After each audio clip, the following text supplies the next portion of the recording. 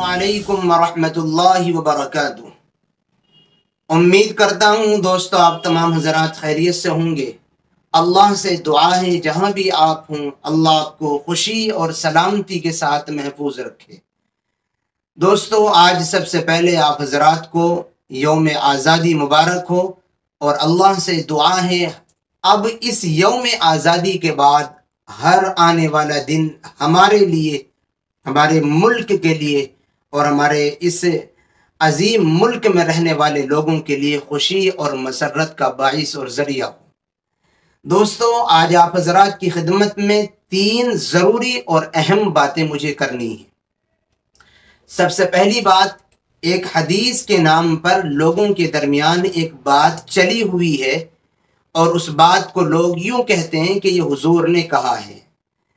वो आपको क्लियर करनी है। वो बात ये है कि लोग यूं कहते हैं हुब्बुल वतनी मिनल ईमान,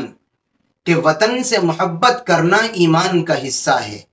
तो आपको ये बतलाना है क्या हुजूर ने ऐसा कहा है और ये हदीस है या नहीं, और क्या रियल में वतन से, मुल्क से मोहब्बत करना ईमान का पार्ट है या नहीं, ईमान का जुज है या नहीं, ये क्लियर करना है।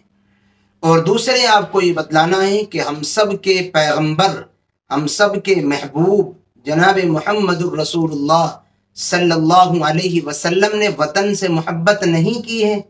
और अगर की है तो कितनी शिद्दत के साथ की है तो कितनी बेहतरीन तरीके पर की है।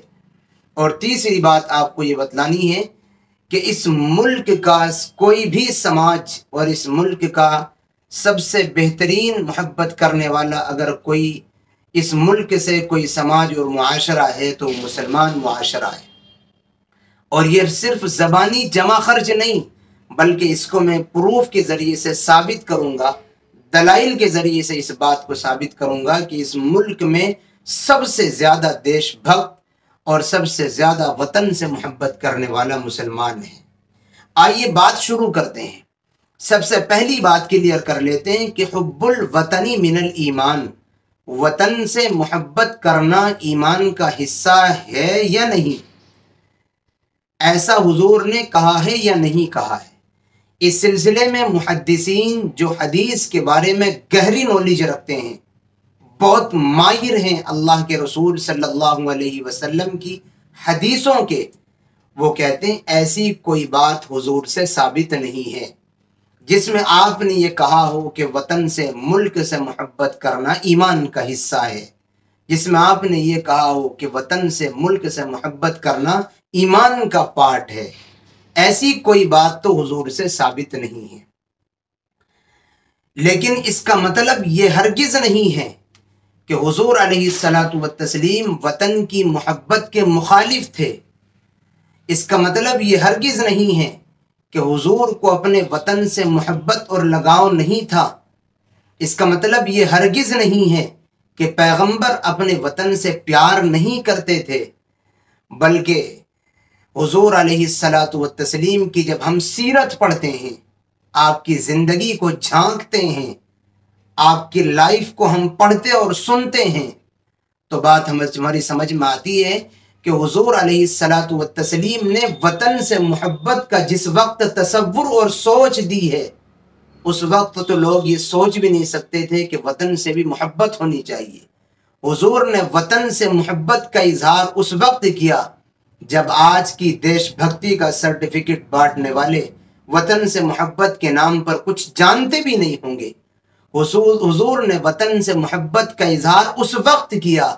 जब आज की देशभक्ति का झूठा प्रोपेगेंडा करने वाले वतन की मोहब्बत के नाम पर कुछ पहचानते भी नहीं होंगे। चुनाचे हुजूर की सीरत में जब हम गौर करते हैं तो मिलता है कि हुजूर अलैहिस्सलातु वत्तस्लीम को जब मक्कतुल मुकर्रमा से हिजरत का हुक्म मिला कि आप मक्का छोड़कर मदीना चले जाइए, जालिमों के जुल्म से जब आप तंग आ गए और मदीना मुनव्वरा जाने का हुक्म मिला, तो हुजूर अलैहिस्सलातु वत्तस्लीम जिस वक्त मक्कतुल मुकर्रमा से जुदा हो रहे हैं, अपने वतन को छोड़ रहे हैं, अपनी आबा व अजदाद की प्रॉपर्टी के और आबा व अजदाद के मकाम और वतन को छोड़ करके यहाँ से जा रहे हैं, हुजूर उस वक्त क्या कह रहे हैं? وہ اس وقت کے حضور کے جملے دیش بھکتی سمجھاتے ہیں، وطن سے پیار سمجھاتے ہیں، وطن سے محبت کا تصور دیتے ہیں، وطن سے محبت کرنے کا سلیقہ اور ڈھنگ سکھلاتے ہیں۔ حضور فرماتے ہیں مکہ المکرمہ کو مخاطب کر کے، تو کتنا پاکیزہ شہر ہے اور مجھے کتنا پسند ہے۔ اے مکہ المکرمہ، تو کتنا پاکیزہ شہر ہے اور مجھے کتنا پسند ہے۔ اگر میری قوم مجھے تجھ سے جدا ہونے پر اور تجھ سے نکلنے پر مجبور نہ کرتی تو میں کبھی تجھ سے دور نہ ہوتا، میں کبھی تجھے چھوڑ کر نہیں جاتا، اور میں تیرے علاوہ کہیں رہنا پسند نہیں کرتا، میں یہیں تیرے اندر رہتا اور تیری سرزمین پر رہ کر کے اپنی زندگی کے ایام گزارتا۔ یہ ہے وطن سے محبت، سیرت سے ثابت، یہ ہمارے نبی نے ہمیں سکھلائی۔ اور جس نبی نے اپنے امتیوں کو اپنے مقام اور وطن اور دیش سے اتنا پیار کرنا سکھلایا ہو، آج اسی نبی کے امتی مسلمانوں کو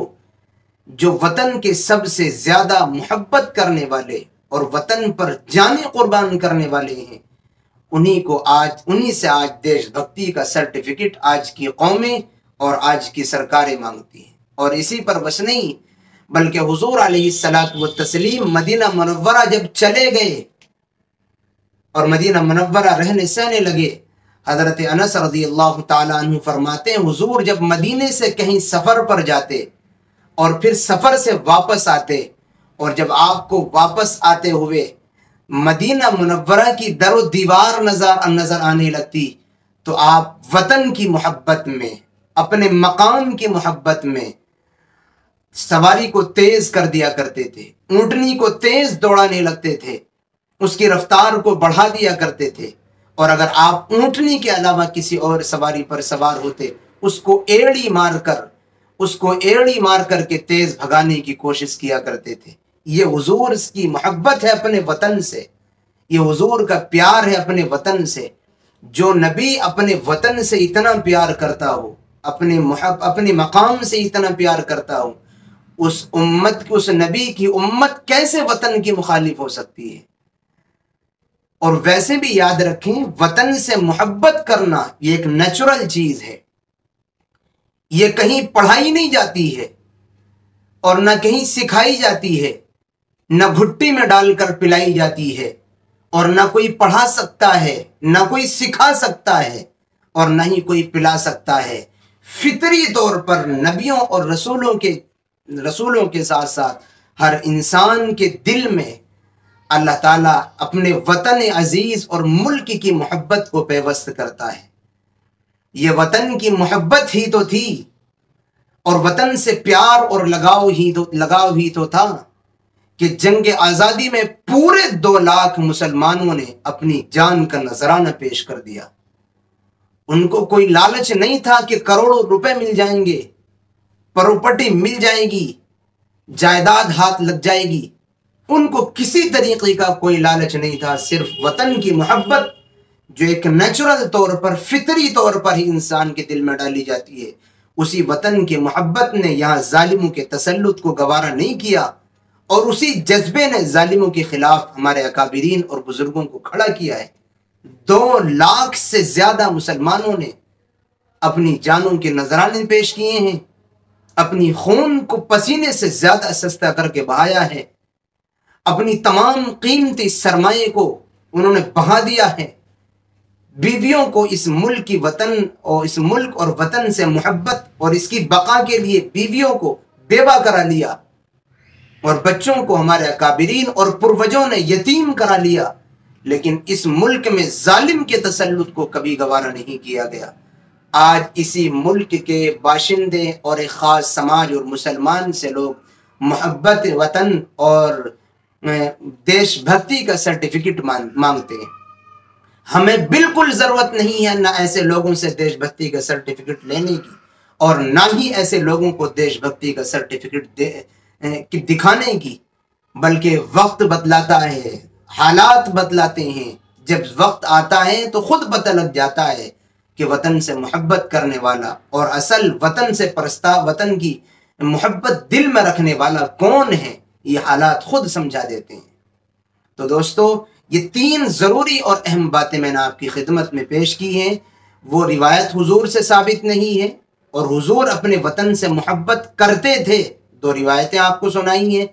جب حضور کرتے تھے تو مسلمان بھی کرتا ہے،